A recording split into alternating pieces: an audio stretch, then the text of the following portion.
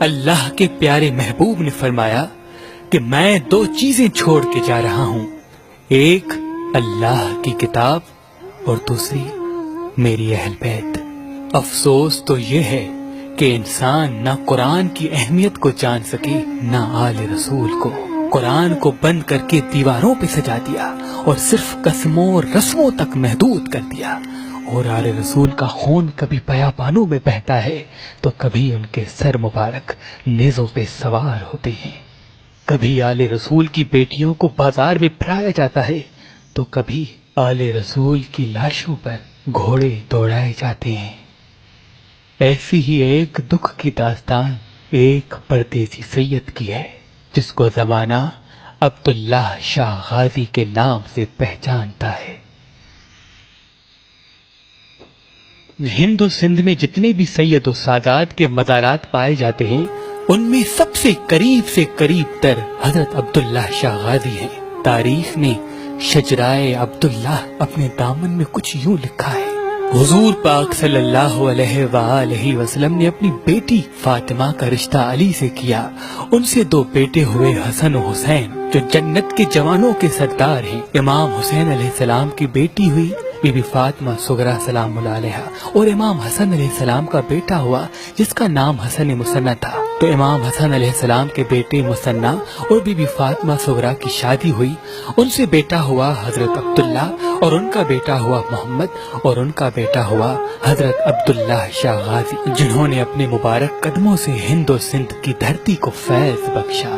آپ کی ولادت 98 ہجری مدینہ پاک میں ہوئی اور حضور صلی اللہ علیہ وآلہ وسلم کے روزے کے سائے میں ہی آپ بڑے ہوئے اور دین حق کی تعلیمات امام محمد باقر اور امام جعفر صادق علیہ السلام سے لیتے رہے۔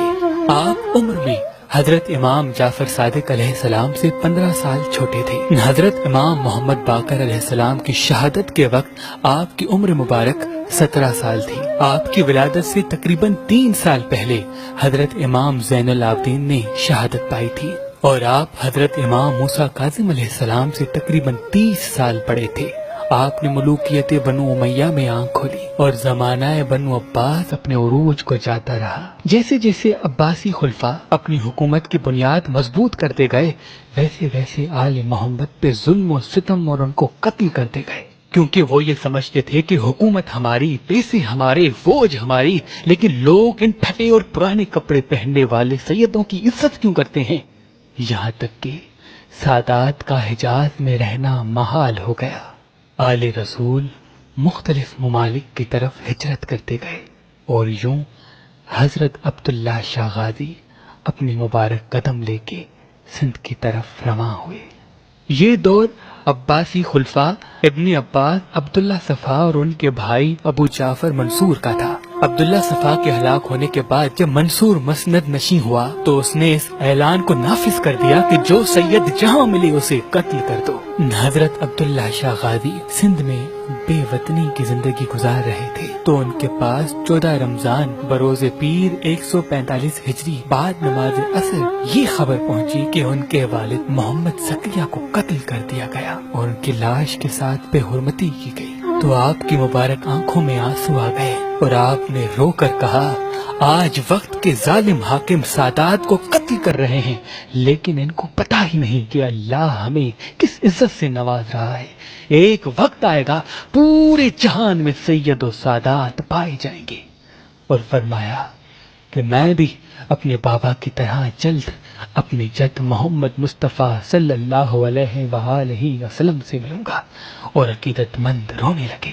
اس بات کا علم جب منصور کو ہوا کہ رسول اللہ کے گلشن کا ایک پھول سندھ میں ہے اور سندھی لوگ ان کی مہمان نوازی کر رہے ہیں، تو اپنی فوج کے سالار قبیر سے کہا کہ جاؤ عبداللہ شاہ غازی کو قتل کر کے اس کی لاش کو جلا دو اور اس کا سر میرے پاس بھیجو۔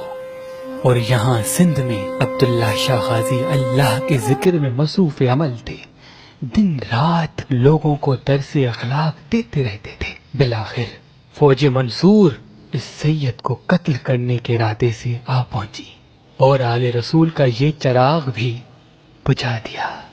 بہت کوششوں کے بعد سندھ کے گورنر حشام نے آپ کے جسم کی توہین نہیں کرنی تھی اور رات کی تاریکی میں آپ کے جسم مبارک کو جس جگہ آپ چلا کیا کرتے تھے اسی پہاڑی میں تدفین کر دیا۔